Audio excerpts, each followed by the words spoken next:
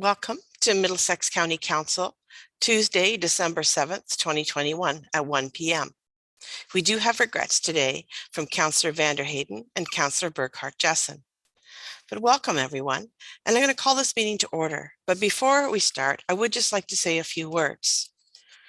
Today, I feel very honored to be sitting in front of you. Thank you to past Warden Kathy Burkhart-Jessen for all of your hard work over the past 2 years. This is our only meeting this month, so I will take the opportunity to wish council and staff all the best for the holidays, and I hope you have a chance to visit with your family and friends. Yesterday, we received word that the variant Omicron virus has been suspected of being present in London. This is a reminder that we need to stay mindful and keep protecting our friends and loved ones by hand washing, social distancing, and masking. Looking back to last year, we are in a much better place now. The vaccination rate for the county is very high, and I know that when the announcement came that the youngest age groups could get vaccinated, there are many relieved parents and grandparents. The upcoming booster shot for 50 and over will continue to protect us, as well as keeping us finding our way out of this pandemic. In the past, I have seen some comments that the pandemic response could have been handled differently. It doesn't matter anymore how we arrived here, but at the end of the road, we are here, and it is up to us to make the right decision. And you continue to protect ourselves and our loved ones by taking all necessary precautions and actions to keep this virus at bay. At this time next year, I truly hope we will be meeting face to face without constraint. Enjoy your holidays and make some memories that last a lifetime. So at this time, I'm going to ask for a disclosure of pecuniary interest and general nature thereof. Seeing none. Any business arising from the minutes? So now I'm looking for a mover for the minutes of November 23rd, 2021. Moved by Councillor Mayhew, seconded by Councillor Elliott. Opposed? Seeing none, that's carried. Deputations. Do we have our deputations ready? Those are going to go to committee of the whole. Okay, all right, that's fine. Inquiries of notices of motion. Do we have anything for that? Councillor Brennan? Councillor Yes, Brennan? Madam Yep. Warden.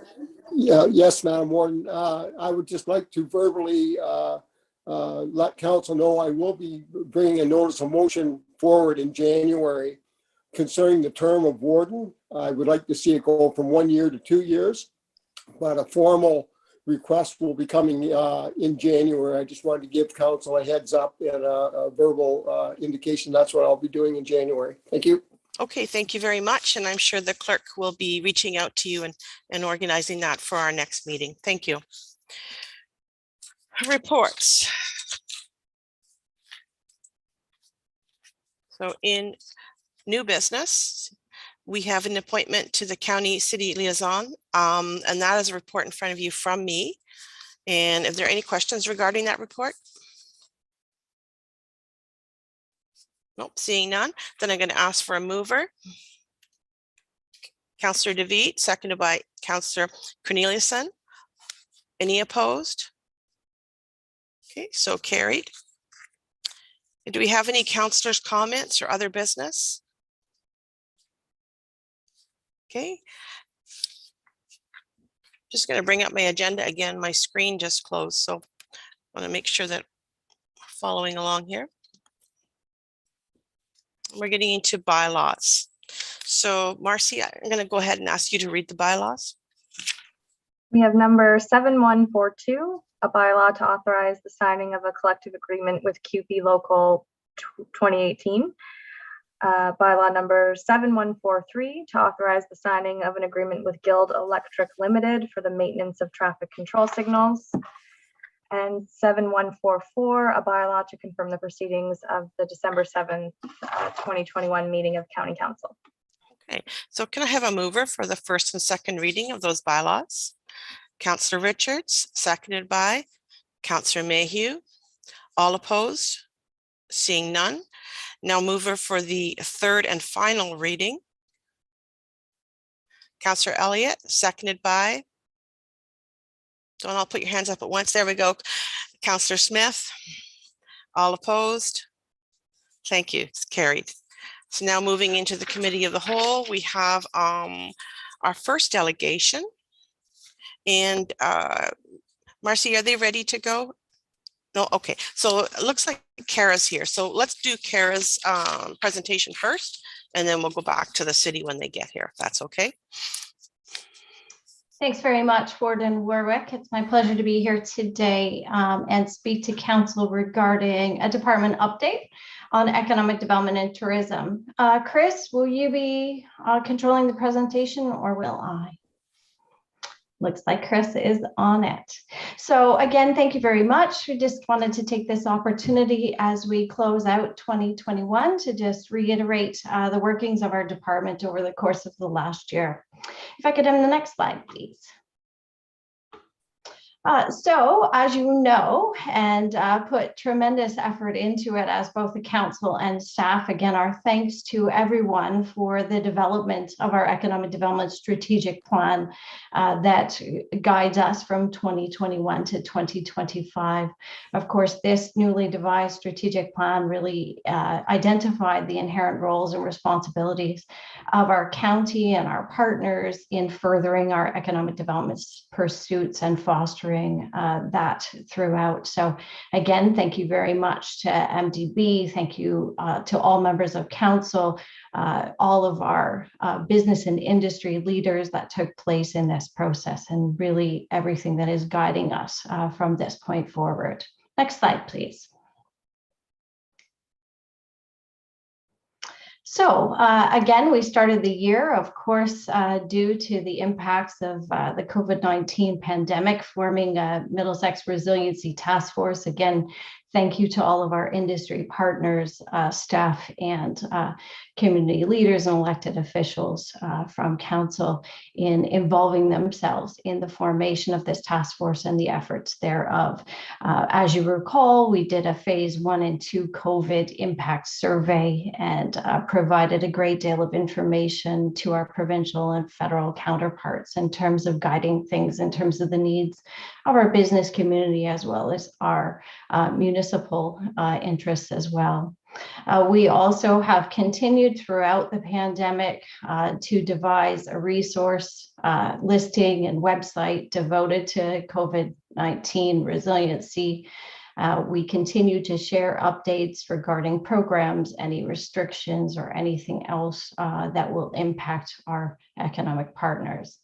And then, of course, we have been trying to focus our efforts on the rebuilding, emphasizing that stabilization and implementation of our strategic plan as it means to encourage investment, job creation, and enhance sustainability through all of our efforts. And we'll talk a lot about those efforts in the next few slides. I'd like to proceed. One of the other things that we did, of course, in light of the pandemic, is we created this recovery and relief fund, and we were able to work together as part of the regional recovery and relief fund and organize and distribute safety kits, including sanitizer, face masks that are continuing to be very popular in our community, and other resources to our local businesses. We also promoted and supported our businesses through radio advertisements, social media contests, including the Takeout in Middlesex, Middlesex Date Night, Middlesex Excellence, and not to be missed, Middlesex Strong. We provided assistance to some of the lower tier municipalities as well, including things in Luke and Biddulph with a Love Local video that promoted a strong sense of community and support for businesses. Next slide, please. We also were lucky enough to be chosen to collaborate with SWATC this year, our Southern Ontario tourism partners, as well as specifically Tourism Windsor, Essex, Peely Island, Tourism Sarnia Lambton, and Tourism London, to establish a tourism adaptation fund That fund provided non-repayable contributions between $5,000 and $20,000 to tourism-oriented small and medium-sized enterprises and nonprofit organizations, as well as Indigenous communities. And that was to support one-time adaptation and reopening costs. Those went from reactive to June 1st of 2020 and through to this December. I'm very happy to report to Council that some 20 businesses and organizations all across Middlesex County were able to share some $200,000 through this fund in their adaptation and reopening. And that is nearly the same amount that was awarded to any one of our urban partners this year through this fund. Next slide, please. We also just wanted to highlight some of our community and regional leadership and participation. We started this year with me still co-chairing in the Middlesex Workforce Development Partnership along with Cindy. We also have the Middlesex Economic Resiliency Task Force, which I was lucky enough to co-chair with our past warden, Kathy Burkhart-Jackson. I retained a chair position on the London Chamber of Commerce's Agribusiness Committee. We've also, of course, been involved with our strategic planning. I am co-chairing as well and will continue into 2022, the Ontario Food Cluster with respect to our lead generation. We're also a member of a number of organizations, and just to reiterate those, we were involved with SWATC, continue to be.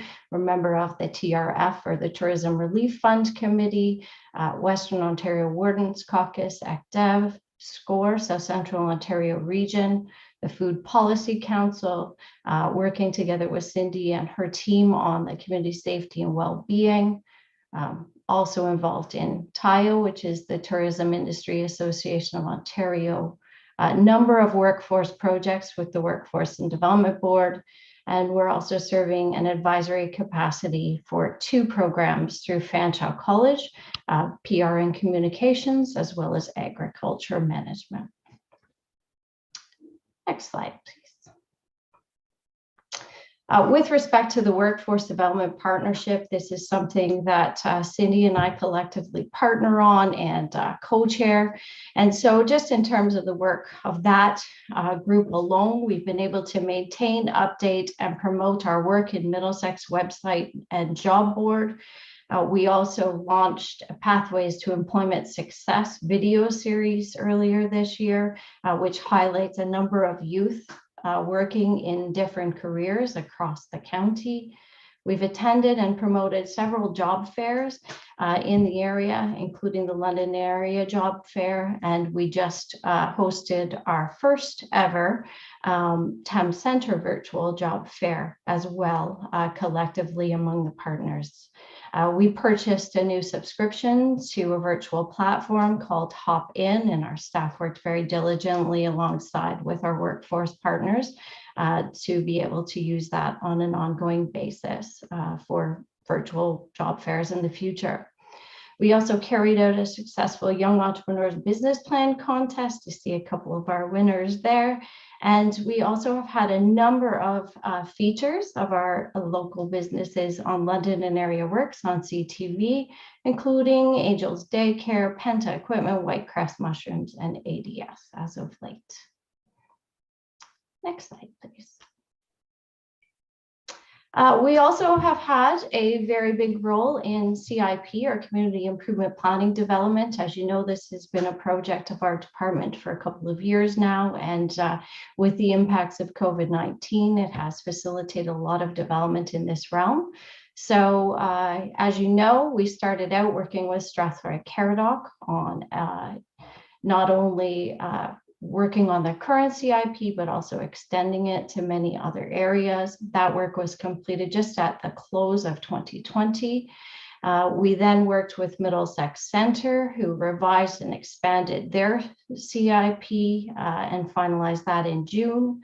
Also in June, Southwest Middlesex, we worked diligently with their committee, and they approved their new CIP program, which is the first for them in late June of this year.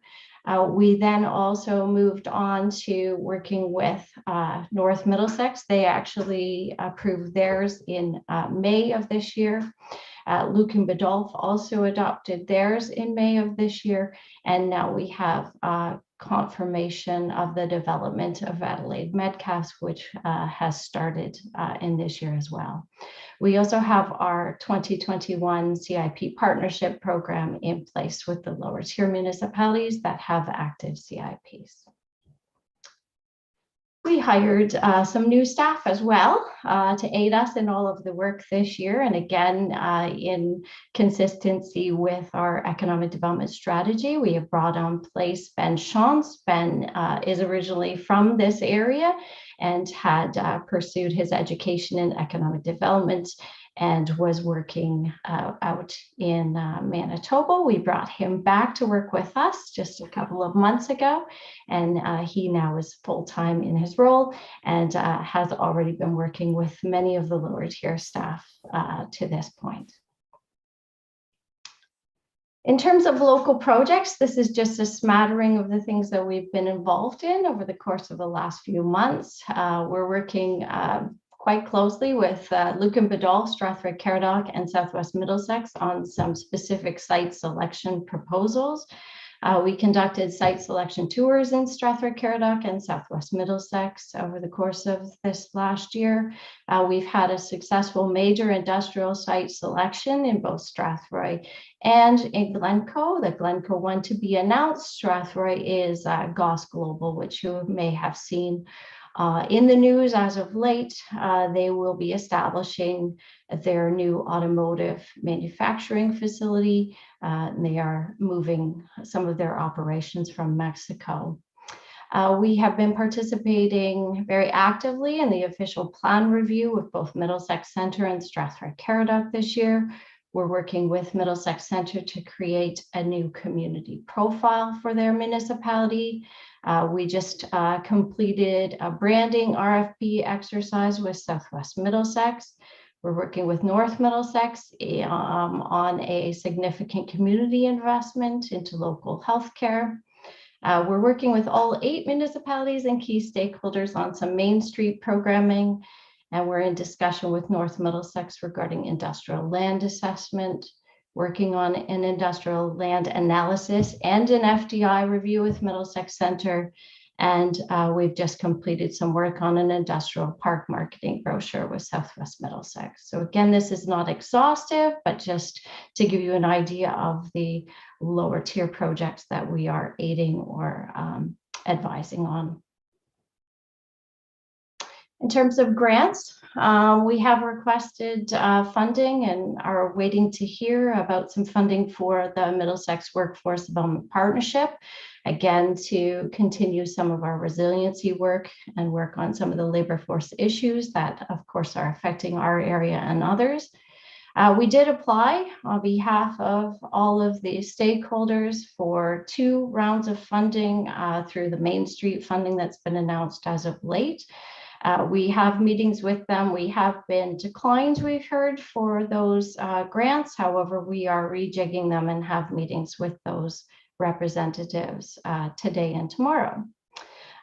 We also have been the recipient of some grant funding this year from SWATC, not just for the tourism relief funds, but also for projects like our business profile videos and our From Our Hands to Your Table project.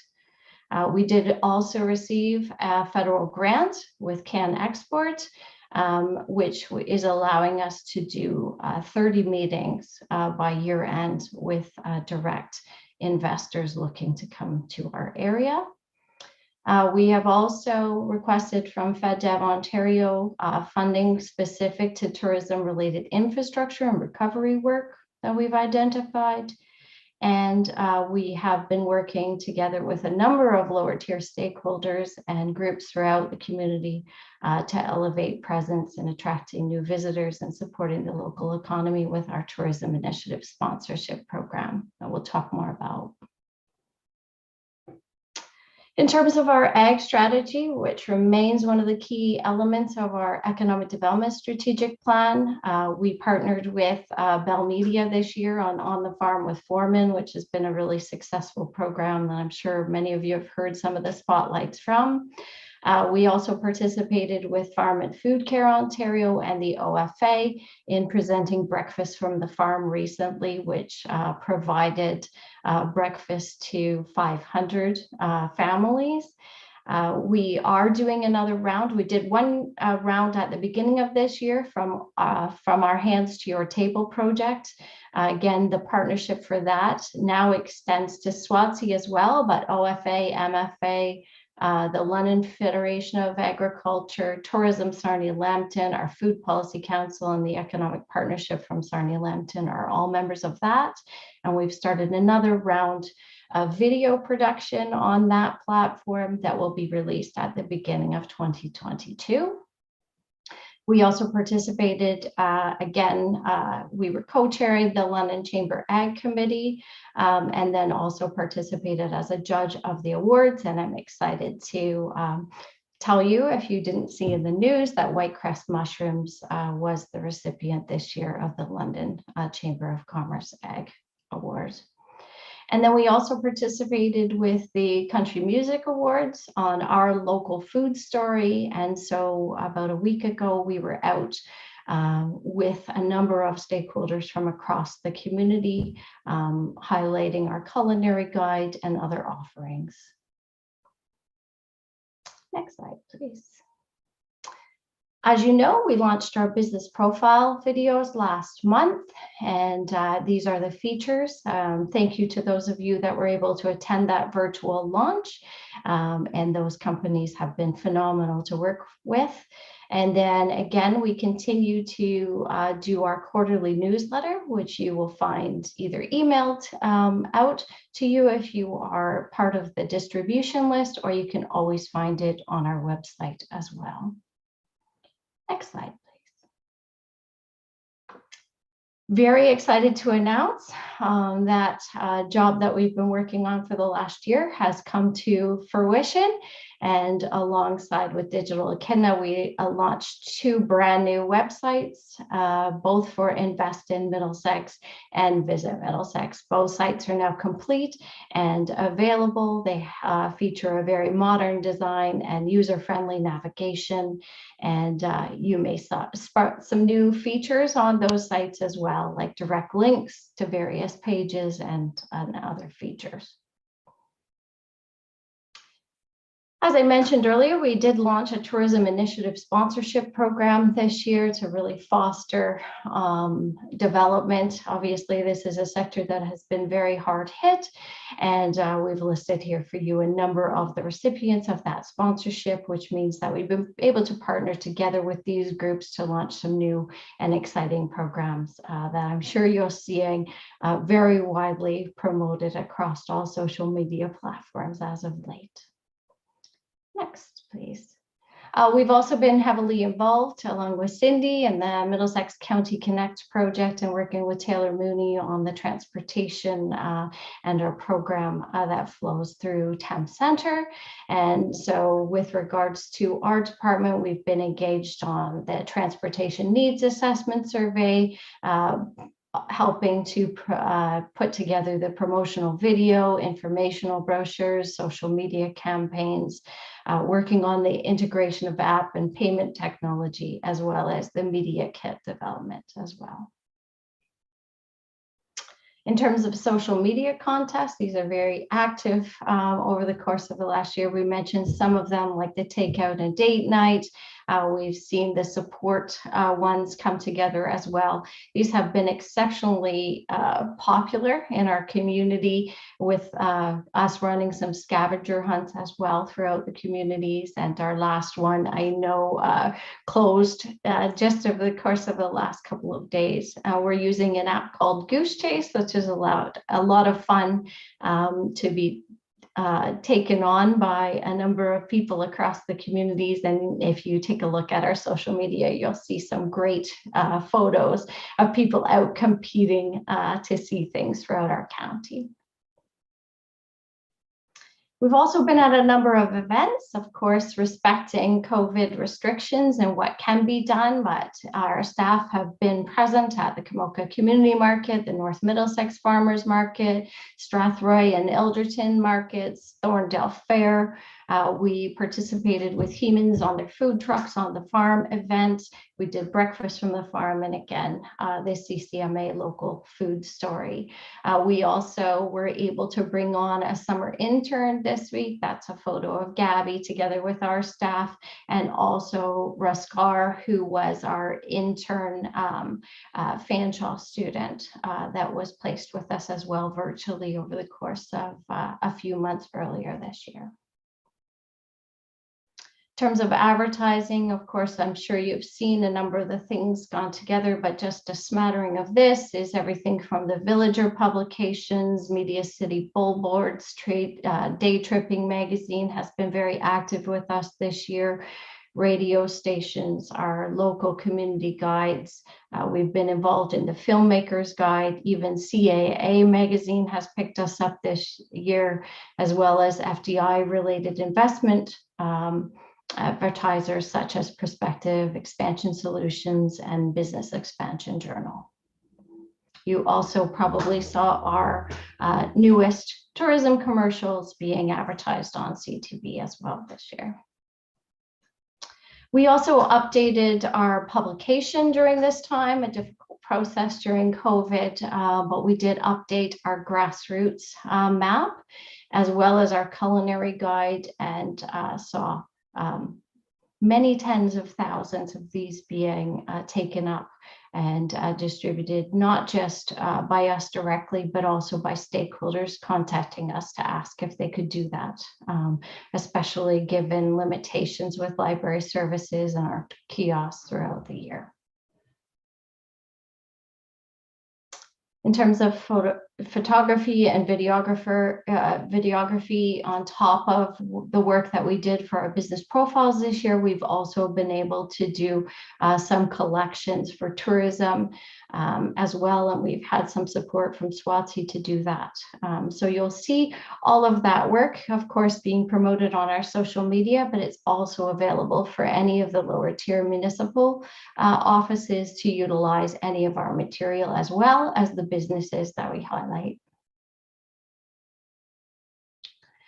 As many of you will know, we are going to be putting a satellite office of our department in the Camoka Wellness starting in January as well. So plans are being undertaken at this time for us to house some of our staff there in the county. So we're looking forward to that, and would like to thank Council for their support, as well as Middlesex Centre for hosting us. And just ultimately want to thank all of Council and all of the department heads and staff for all of their support over the course of the last year. It has not been an easy one or a slow one by any stretch, and we're just very thankful and encourage you to always stay connected with us through social media on our websites. Okay, thank you, Kara. And you're right. It's not an easy time to be working in tourism or any type of economic development when everybody's being told to stay home and do nothing. So you're exactly right. Does anybody have any questions regarding this report? I just had a comment, and I certainly don't expect the answer right now, Kara, because I just thought of this when you were doing the presentation. But our small business center that we have there, we're keeping records about the client activity. Like, how many businesses are we supporting at the moment? And again, I don't expect you to know that answer right away. Yeah, so just in terms of tourism alone, just to give you a number, I can tell you there's 140 businesses just involved in the grassroots mapping. But in terms of a directory, I can easily go to our business directory and provide you with that number.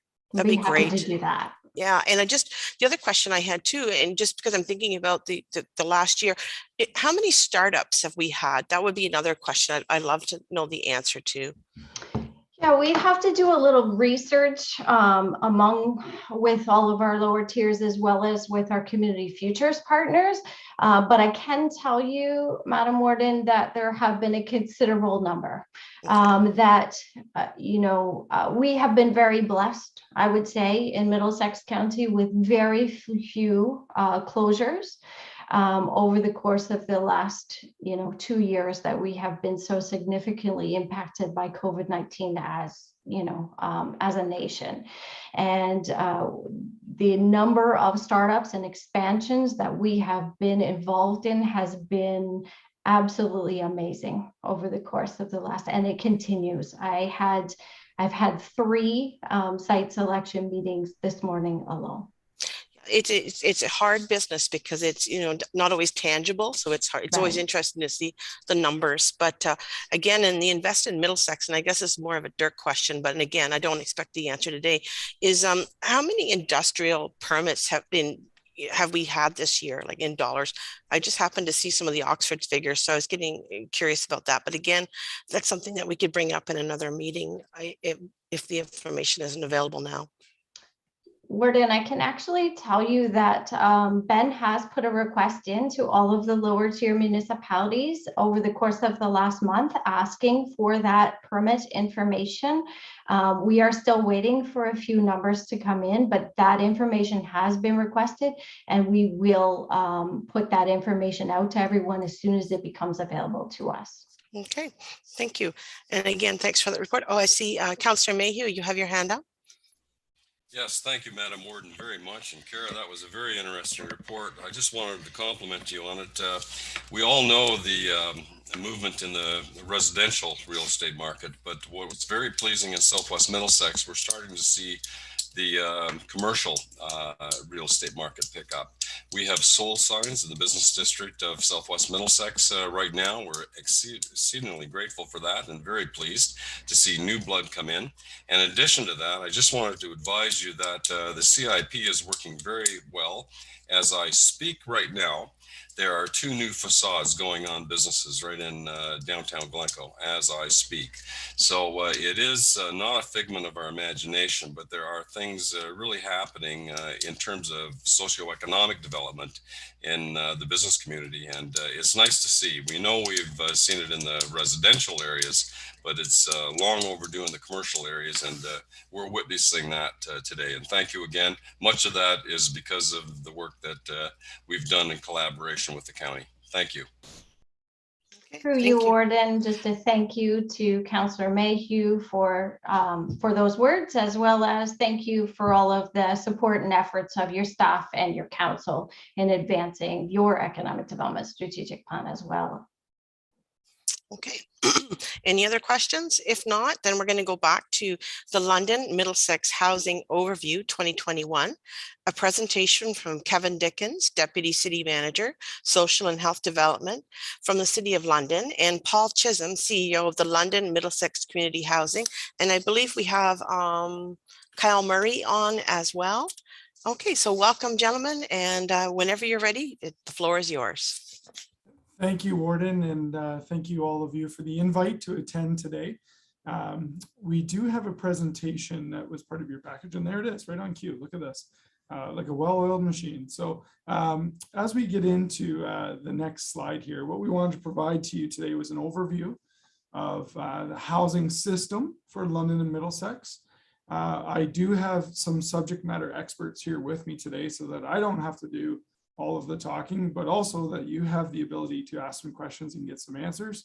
We're going to go through some housing terminology 101 because as we learn in this industry, the term housing is very nebulous and attempts to get applied to every matter of housing. And so we've tried to define some of the components a bit better. We also will walk through some of the service manager responsibilities, but also what would be captured under the role or the responsibility of the county or the city in the municipal realm outside of the service manager, as well as providing council a cost breakdown of the housing system and the apportionment cost that is shared.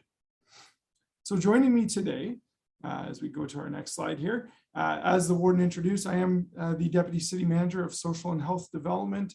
My portfolio includes everything from childcare and early years right through to long-term care and the operating of our Dearness home here in London. And in between those two guideposts are our life stabilization program, which is the delivery of social services, and the interior works program, as well as housing stability services, which is the people side of housing support, including homeless prevention, our coordinated informed response, as well as our social housing wait list. Joining me though is Craig Cooper, our Director of Housing Stability Services that oversees that entire portfolio. Kyle Murray, who is our Director of Financial Planning and Business Support. As you know, we're here to talk about this housing system, and finances are a big part of that. And happy to, if you have not met him yet, get the opportunity to meet him today, the new CEO of LMCH, Paul Chisholm. So some housing terminology. As I mentioned, sometimes the housing term gets used in great generality, when in fact there are many very specific types and responsibilities associated with each category, whether it be under the Housing Services Act or within that housing services portfolio. Some housing services, as I mentioned, are the responsibility of the municipal partner. I might pass this piece over to Craig Cooper, who will walk us through the next couple of slides. Thank you. Great, thanks, Kevin, and welcome everybody. Just a little bit in discussion around homelessness and sort of what we look to define homelessness as, with the situation of an individual or family that does not have stable, permanent, appropriate or housing, or the immediate prospect or means of ability of acquiring it. So homelessness is a quite broad range. It really reflects individuals who might be experiencing unsheltered homelessness, people who are couch surfing, or people who have housing that they're definitely spending well beyond their means to obtain. Homeless prevention services in the City of London is a delegated responsibility of the service manager, and we do provide the funding to the county through an apportionment agreement for direct delivery of some services. We move into this next slide. So when we look at social housing, we do speak to that as more commonly some of the terms as community housing or public housing or rent geared to income housing, RGI housing for short. As noted, the administration of that social housing under the Act is the responsibility of the service manager around the compliance. And currently in London, there are approximately 6,000 people on our social housing wait list seeking rent geared to income level type housing. We note that no new investments have been made by the federal provincial governments to create new social housing stock, but there are a few programs that we can talk a little bit about later on that do provide some opportunities. Thank you, Craig. As we talk about affordable housing, it is the responsibility of municipalities across Ontario. It's municipally led, the new construction or creation or incentivizing of affordable housing to be constructed. It can be supported by the service manager in such a way where if you had the opportunity to stack funding. So if we had provincial funding that could be stacked onto a project to help reduce the cost or to help subsidize the units or to obtain affordable units in a construction build, the service manager could play a role in that. That's typically application driven, where developers will come and look for those supports from the service manager. But the creation of new affordable housing is a municipal responsibility. You may be aware that City of London has released a roadmap to create 3,000 affordable units in the city over the next 5 years. This was an ask and a direction from our municipal council. That plan is going to require roughly $100 million of municipal funds, not service manager funds. So we'll make sure that's clear. It'll be municipal funds into that plan over the next 5 years to help us try and reach that target. In addition to direct municipal funding, we'll also be working with our development and planning team to look at how we can leverage bonusing while it's still around, pre-zoning of land, getting projects shovel ready so that nonprofit and private developers will hopefully spur that development process, but also positions us well if the federal government were to have another round of program funding for cities and municipalities, that we would be prepared to submit project applications. The Consolidated Municipal Service Manager, or CMSM for short, is a function defined under the Provincial Housing Services Act. The roles and responsibilities of the service manager are really only applicable to that provincial legislation and the provincial funding that comes with it. So as mentioned, the CHIPPY piece and some other funding that we'll talk about, but not necessarily, not related to any capital projects from the federal government. The Rapid Housing Initiative, as I springboard into that, the Reaching Home program and other components of the National Housing Strategy are typically specific to cities and municipalities. For example, the Rapid Housing Initiative version 1, funding was allocated to 15 major cities across Canada. London was a recipient of some funding in round 1. Round 2 was also the federal government reaching out directly to large urban cities, and they still have an application or a review of applications ongoing for project submissions that have happened from upper tier and smaller communities across the country as well. But the federal funds and the federal national housing strategy are not part of the service manager responsibility as defined by provincial legislation. And this is often where things get mixed up. So in social housing, there's roughly 8,600 units within the entire system. That includes London and Middlesex County. You will also see later in our slide presentation, we talk about the cost of the social housing portfolio. It's roughly $16.6 million that makes up that social housing component. And some funds in here are covered under the apportionment agreement. CHIPPY, our Community Homeless Prevention Initiative, there is a funding formula that was in place before I joined the city, but it's the agreement between the county and the city. There is some flexibility in that funding formula, but it is often driven by need. And the more information we continue to collect and gather from the county and respectively from the city, the more information we can gather and be data driven, the better we can understand what the need truly is in our respective portfolio responsibilities to fund those interventions. What's not represented on this slide, and my apologies if it's later on, but is the social services relief funding that has been administered in a one-time basis from the province of Ontario. And those funding allocations have made their way to Middlesex County as well. And we can touch on that at a later point. Affordable housing programs, OFI and COCHI. We love acronyms in this system apparently.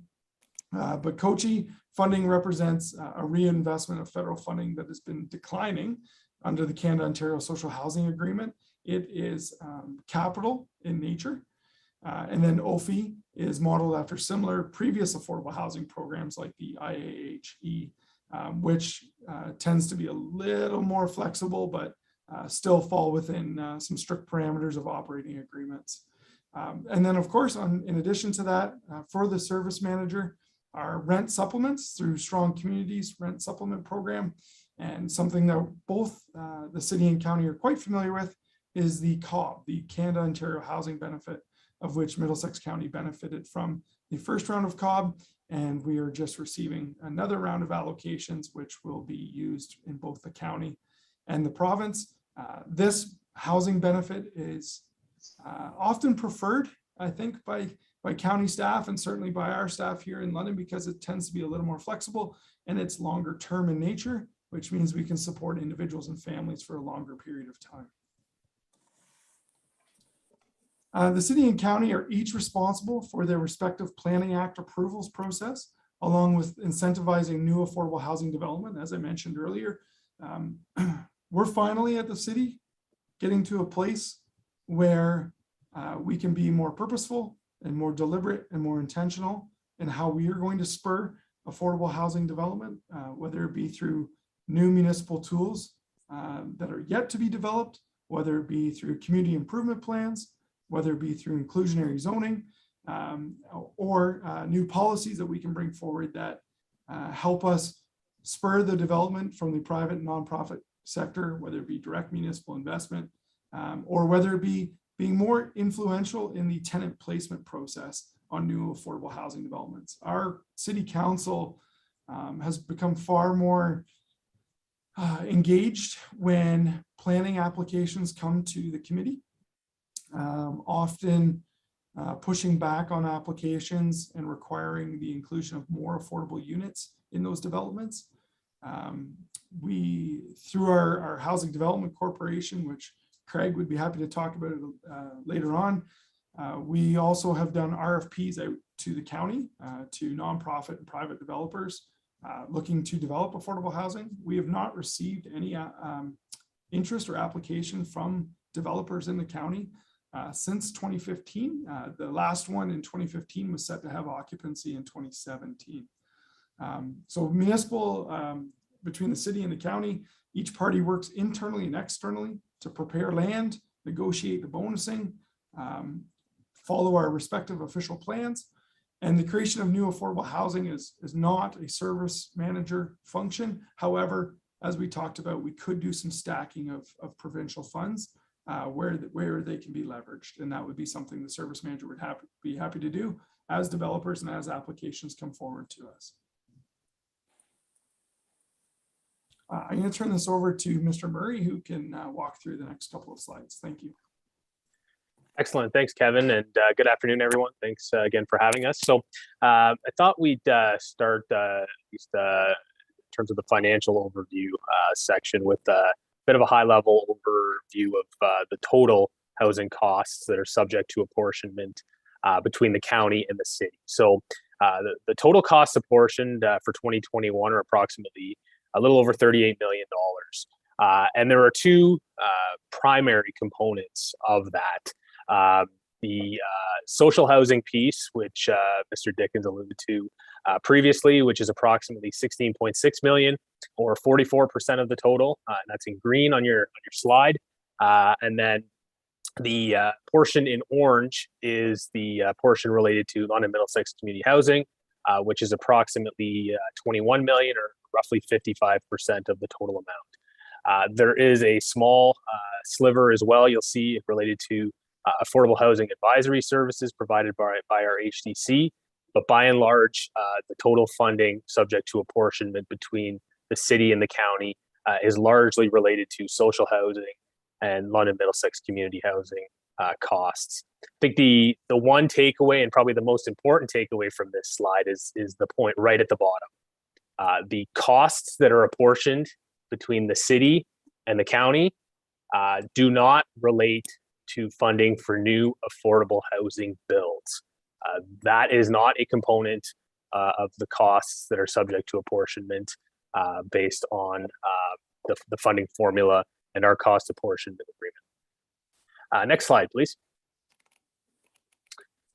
So this slide breaks down a little further the LMCH portion of that pie that I just showed you on the previous screen. The green portion is the LMCH operating costs, which are approaching 2/3 of the total.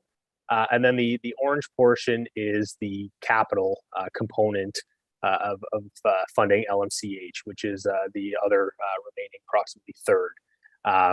Certainly, over the course of the city's current multi-year budget cycle, there have been pretty significant investments in LMCH, and particularly on the capital side.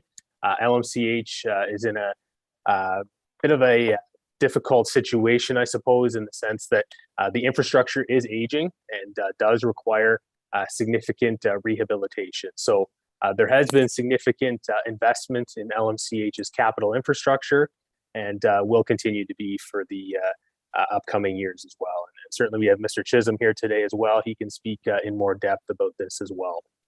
Next slide, please. So this one breaks down the total social housing piece of the pie 2 slides ago.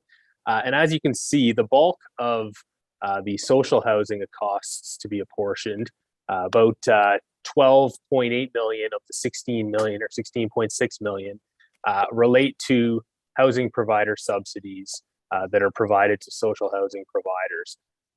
The orange piece is the next biggest component. That's the rent supplement component of our social housing costs. And the other pieces are relatively smaller components. So that gives you a sense of 87% of our social housing costs breaking down in terms of housing provider subsidies and rent supplements. Next slide, please. So this slide kind of breaks down in a graphical form the apportionment methodology between the city and the county. And this is based on the Housing Services Cost Apportionment Agreement that came into effect on January 1st, 2018 and runs through 2025. So we take the total cost to be apportioned, as we broke out on the previous couple slides, $38 million. And it's apportioned on the basis of 70% in relation to respective weighted assessment between the city and the county, and 30% on the basis of the location of units. So if you do the math, and you can see the breakdowns between the city and the county on the slide, but on an overall basis, it breaks down to an 85-15 cost apportionment between the city and the county. So that is the overall breakdown based on 2021 cost apportionment splits. Next slide, please. So a quick note about CHIPPY, or the Community Homelessness Prevention Initiative, another acronym that we like to use. So CHIPPY is a component of our 2018 Housing Cost Apportionment Agreement. So this specific funding program was built into our most recent Housing Cost Apportionment Agreement. And the CHIPPY funding that we receive as the service manager is basically allocated on the basis of a base year allocation that was provided to the county in 2018, which was kind of the starting point for the agreement. And then it's adjusted annually up or down, depending on any changes in the total CHIPPY funding envelope that the city receives as service manager. So for 2021-22, the county's allocation works out to a little shy of $120,000. Mr. Dickens did also note earlier that there is some flexibility provided for in the cost apportionment agreement in terms of there being an ability for the county to submit requests to the city for additional CHIPPY funding to address any new or emerging county needs, again, subject to availability of excess funding if there is any. Next slide, please. Mr. Dickens also mentioned SSRF as well, and that this was something that is one-time funding, although has been delivered in a number of phases now. Total funding for London and Middlesex has been approximately $23 million over the 4 phases. And of that $23 million, the county has received approximately $1.4 million of that amount. So roughly 6% of the total SSRF funding that the London and Middlesex has received since the onset of COVID. So I'll maybe pass it over back to Mr. Dickens to wrap up and provide any closing remarks you'd like to. Thank you.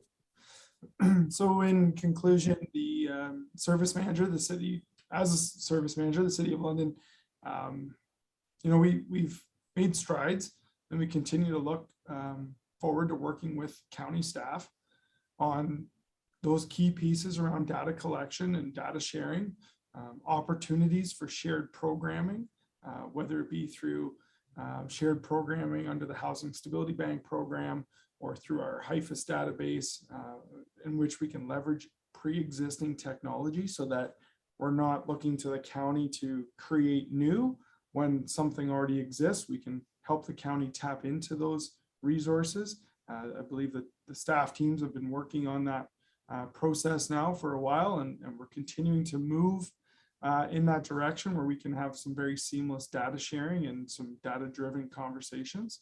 And of course, through our city-county liaison committee and our our management oversight committee, we've been able to pull out some key shared advocacy efforts, as well as whether it be calling on the province to sustain the SSRF level of funding that they've provided, or increasing the pie, which is CHIPPY, that we receive as a service manager, so that there's more flexibility and greater opportunity. As service managers across the province are facing significant end of operating agreements with social housing providers, there's an opportunity here to be strategic and make sure we keep investments flowing excuse me, to all service providers, to make sure that we're not losing that social housing stock. So there's much we can do in terms of advocacy to the province on that level as well. But of course, having members of county council on the London Middlesex Community Housing Board of Directors, and having county staff participating in the social housing strategy tables really helps strengthen the linkage between the city and county, both as municipalities, but also strengthen that link as service managers. So we really do appreciate your time. Like I said, Mr. Chisholm, Mr. Cooper, Mr. Murray are here as subject matter experts for any questions you might have. And as the questions come, I will look to the respective person from the city who's comfortable answering them. So thank you very much, Warden, for the time. Thank you very much, and a challenging file and challenging times. So thank you for that presentation. Council, any questions regarding this presentation? Councillor Corneliuson. Thank you, Madam Warden. Kevin, I do have a question in regards to the announcement recently of the regeneration and the $40 million that is for the purpose of redeveloping and redefining, regenerating a number of units. Can you share with my members of council here what investment will be taking place in the county? Thank you, Councillor, for the question, and through you, Madam Warden. I will turn this over to Mr. Chisholm as the CEO of LMCH to answer that. I know they do a significant amount of work in terms of their building condition assessments to determine where those federal funds are reinvested, and they look to support well over 2,000 units within their portfolio with that federal funding. So I'll turn it over to Mr. Chisholm. Thank you. Through you, Warden. My name is Paul Chisholm. I'm the Chief Executive Officer here at London Middlesex Community Housing, and I joined the organization in early October. So I'm just getting up to speed on all the files and all the social history. The CMHC co-investment project is an exciting opportunity to revitalize social housing stock that was built in the early 70s. So we have 50-year-old housing stock across the City of London and in the county that requires some investment. The CMHC program itself is targeted to accomplish a number of things, and we must meet those criteria in order to receive the funding. And we need to reduce our energy use and greenhouse gas by 25%. And we must meet a minimum standard of 20% of units meeting accessibility standards. And we need to improve accessibility in common areas. We need to commit to affordable housing for another 20 years. With that in mind, we assessed our portfolio, and we determined that not all of our buildings across the portfolio could participate in the program. We were able to identify just over 2,000 units, about 63% of our portfolio, that we could put into this program. Most of those are high-rise buildings in the City of London, plus some community family sites, which are townhomes. There are no sites currently in the county that are participating in the CMHC program. We're challenged on a number of fronts in the size of the buildings and the portfolio that is there. We have a total of 159 units in 5 buildings, plus 26 scattered sites in the county, and the ability to leverage the energy saving components on those sites was very limited, and really just didn't let us participate fully in this program. So we were not able to include any of them into the CMHC program. Thank you. I have a follow-up question, if I may, Madam Warden. Absolutely. And given that the amount that of investment is 40 million, of which 15 million is a forgivable loan, that leaves a balance of about 28 million. How will that impact, or will it impact, on the funding requirements to repay that loan for the county in particular?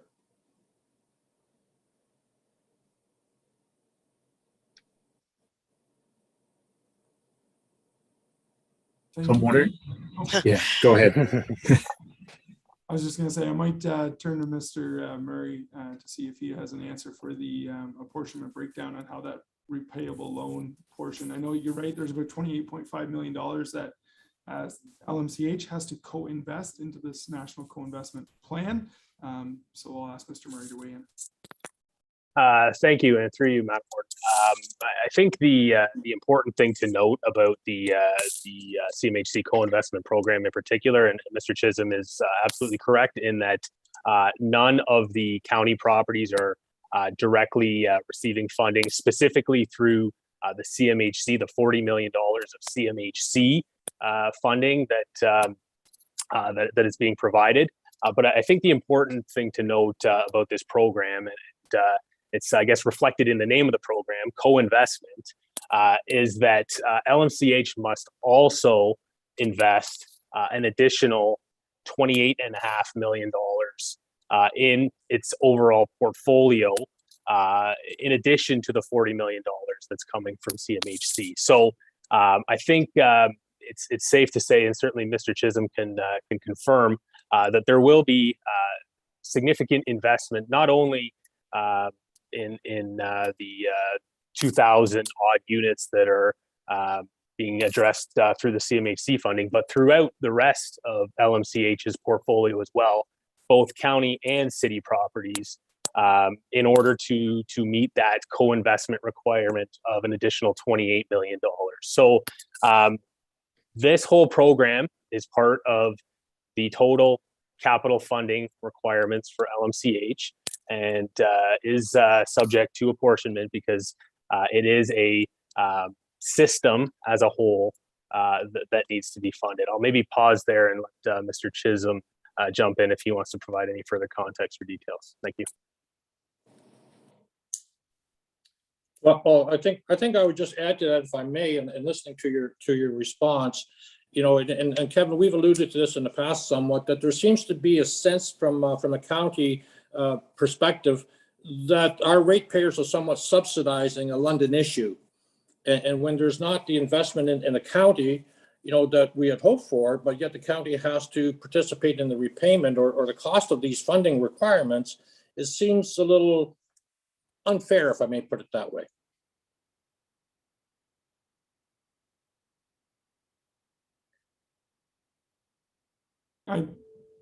Sorry, is the councillor looking for a No, I response? think he's done. I think he's just waiting for a comment back.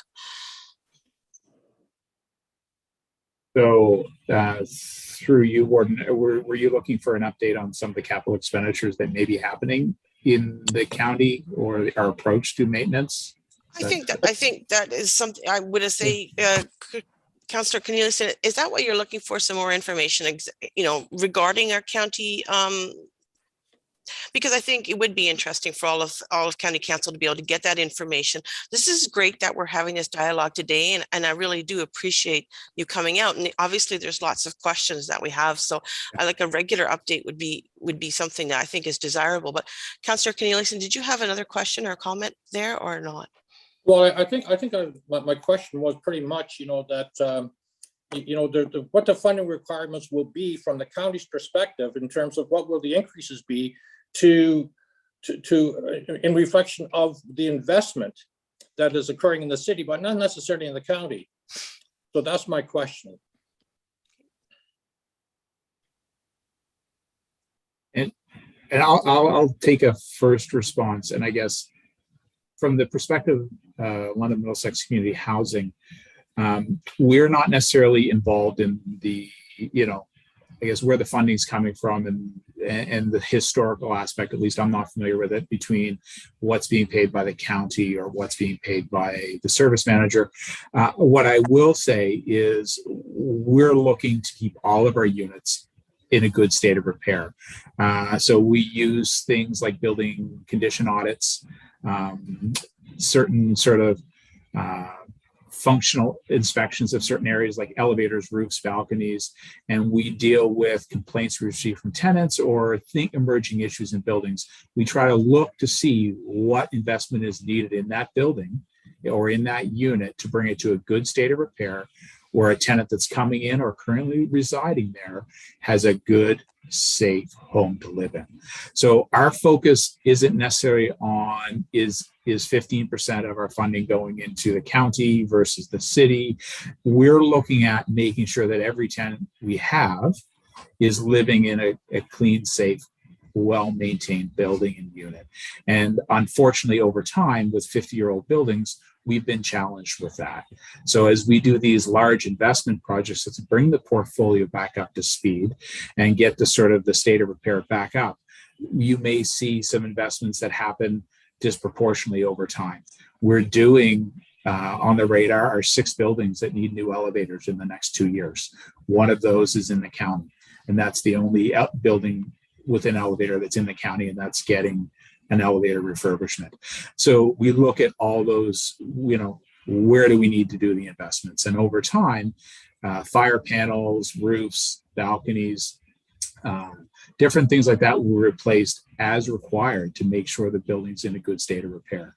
The investment through CMHC, the co-investment, as well as the city investment, ensures we have sufficient funds to cover more of this. In the past, we were only doing critical work and Band-Aid solutions.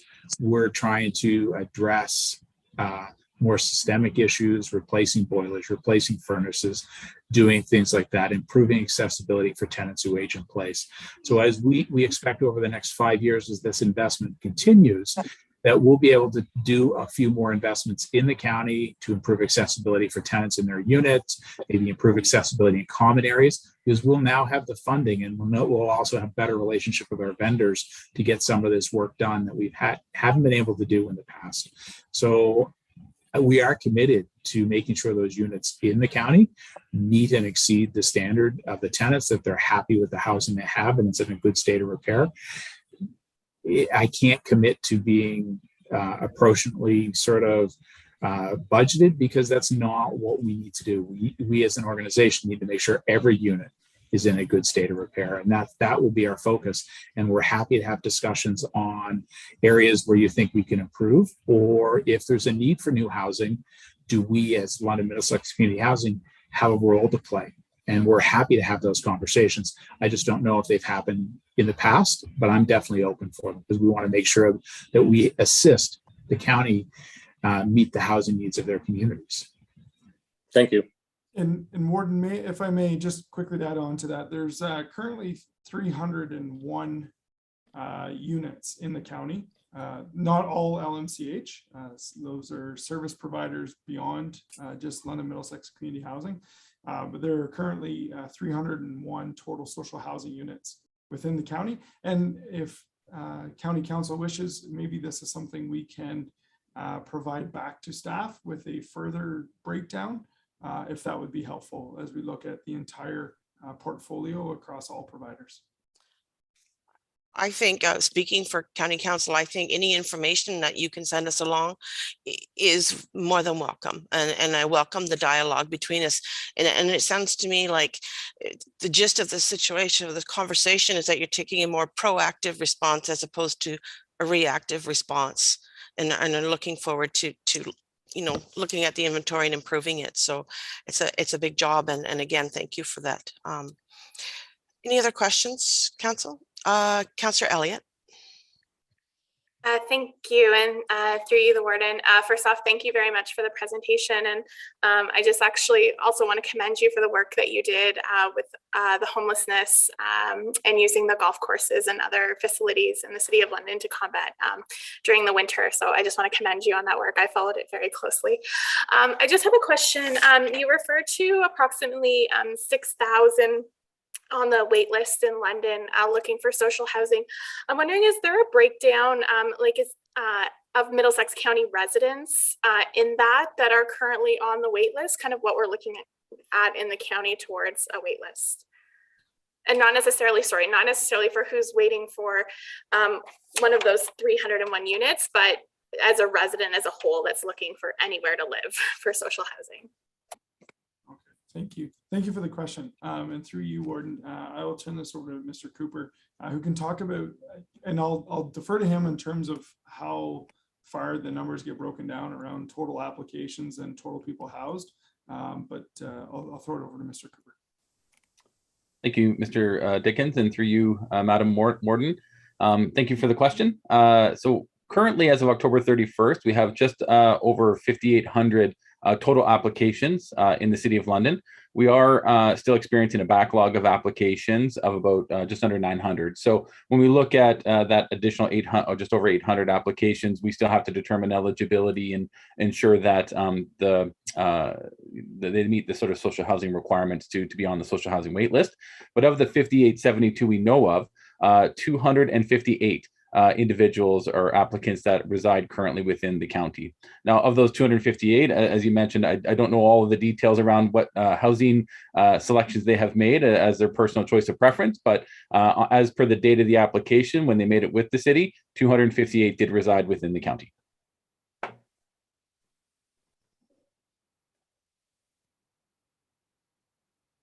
Follow up, Councillor Elliott? No, that's it. Thank you very much. Councillor Robb, did you have your hand up? Yes, I did. Thank you, Warden. Just into that 6,000 number, just to follow up on Councillor Elliott's. I was wondering, so you have 6,000 people in housing now. Are those numbers drastically going up at this time? The other thing is we're looking at 3,000. We're looking at this project to cover 3,000. That still leaves at this time 3,000 people waiting. I'm just wondering, by the time we get to that, do you believe that the numbers are going to keep rising from that 6,000? That's my question. Thank you for the question. And again, I'm going to defer to Mr. Cooper, but I will just say we're seeing a demand on our system, a caution not to use unprecedented, because I think it gets overused during the COVID response, but we are seeing demand on our system grow at a pace that we can't maintain.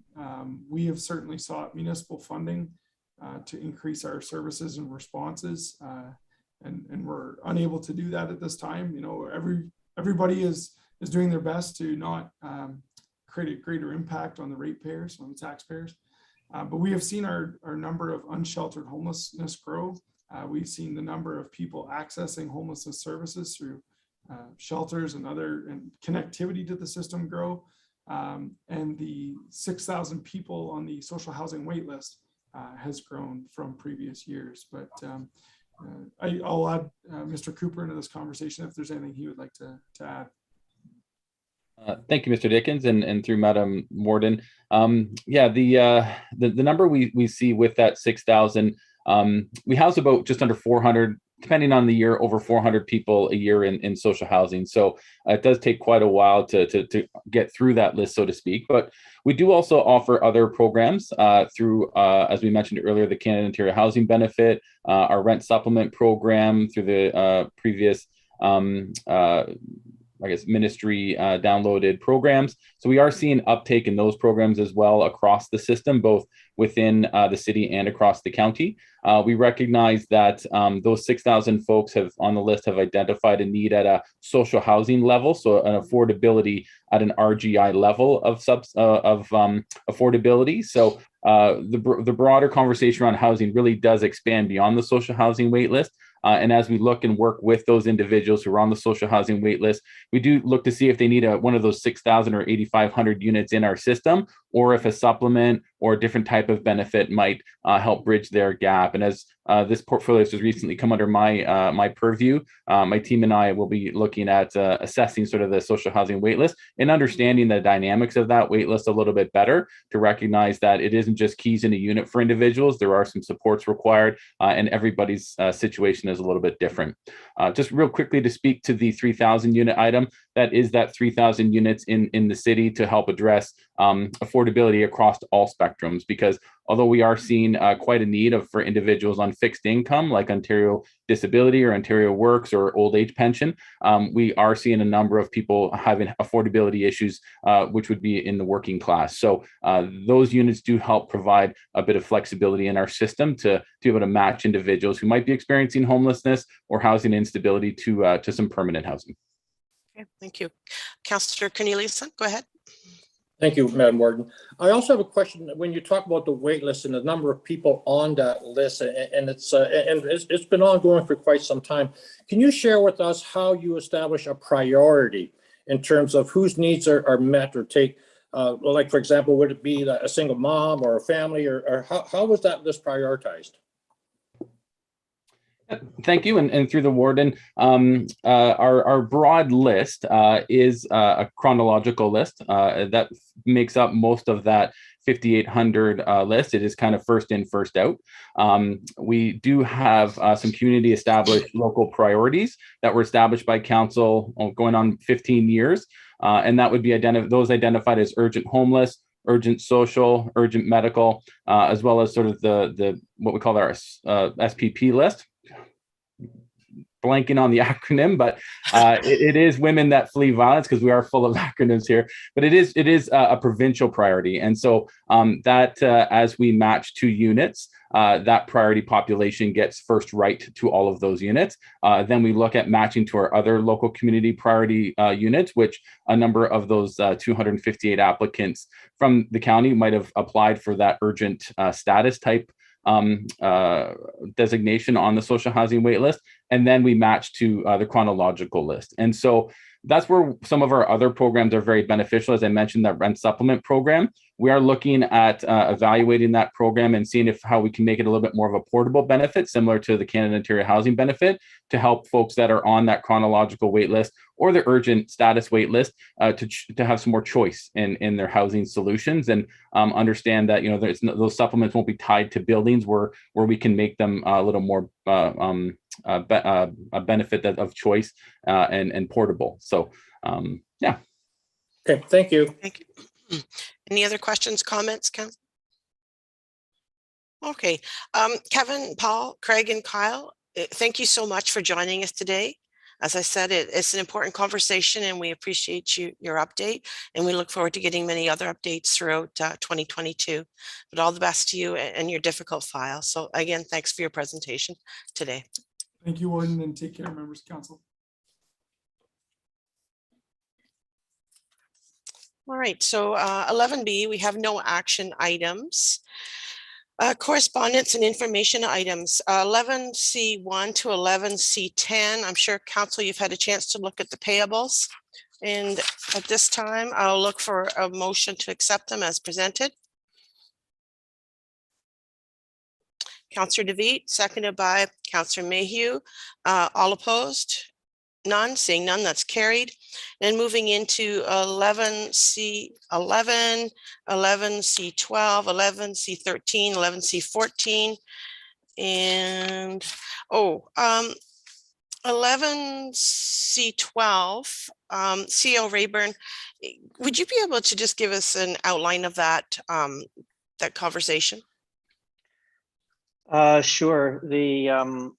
The letter from CUPE is a letter of frustration around returns, and it's a long-standing concern that they've had. I wouldn't recommend endorsing this letter, but I probably would recommend that we do send something to AMO and to OMERS about transparency and concern from an employer perspective. This is written.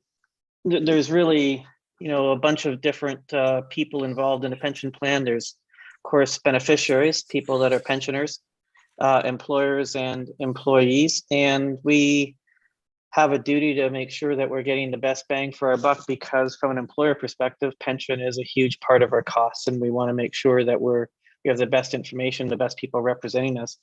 I know that of course, in 2005, I was involved in the discussions around the transfer and the review of who should have ownership and responsibility for the OMERS pension plan. It moved from the province to the sponsors at that time. And AMO took up a larger role with MEPCO and others, and the establishment of a professional investment board. It hasn't gone over the last 10 years, that structure hasn't done as well as other structures have done, or even the previous structure. Just mildly tooting a horn there, but it doesn't mean that there's something wrong. It means that we need to keep an eye on this, because especially in the good years. If you can't meet the pension promise, which is the rate of return you need to meet the pension promise, that does come back on the employers. And so I think writing a mild letter of concern and asking for some additional information. Since this letter that CUPE sent out, there has been a lot of correspondence, some from AMO, some from MEPCO, some from the Municipal Finance Officers Association, some from OMERS itself. But I still think that there is a role to play for us as employers to say, this is really important that you get this right. But a review of the plan in terms of how it works is not going to happen. And because it was only 15 years ago that it got turned over to sponsors. But greater transparency, a better understanding of how the pension fund works in terms of their investment strategy, all of that I think are things that as employers you need to be up to speed on. You are contracting with AMO to a certain extent, so that's why I'm suggesting that we mention this to AMO as well, that we are concerned, because there is something to be concerned about there. Maybe not to the level that they've placed it, but still something to be concerned about.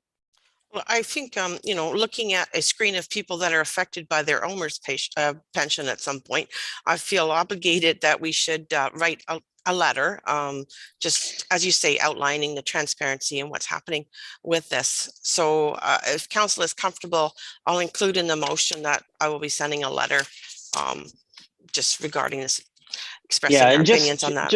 Just on that, we wouldn't send it with a mind to the employees that are on the screen. It would be more, our only role here as county councillors is to talk about the financial impacts on us as an employer.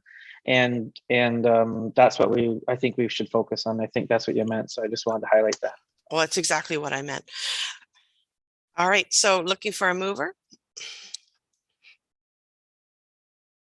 Councillor Mayhew, seconded by Councillor Brennan. Any opposed? Carried. Any inquiries? Any new business? Our next meeting is Tuesday, January 11th, 2022. So it'll be a long time before we see each other, but I'm sure we'll have lots to talk about when we see each other again. And I'm now looking for a motion to adjourn. Councillor Smith, seconded by Councillor Richards. I don't see anybody opposed, so motion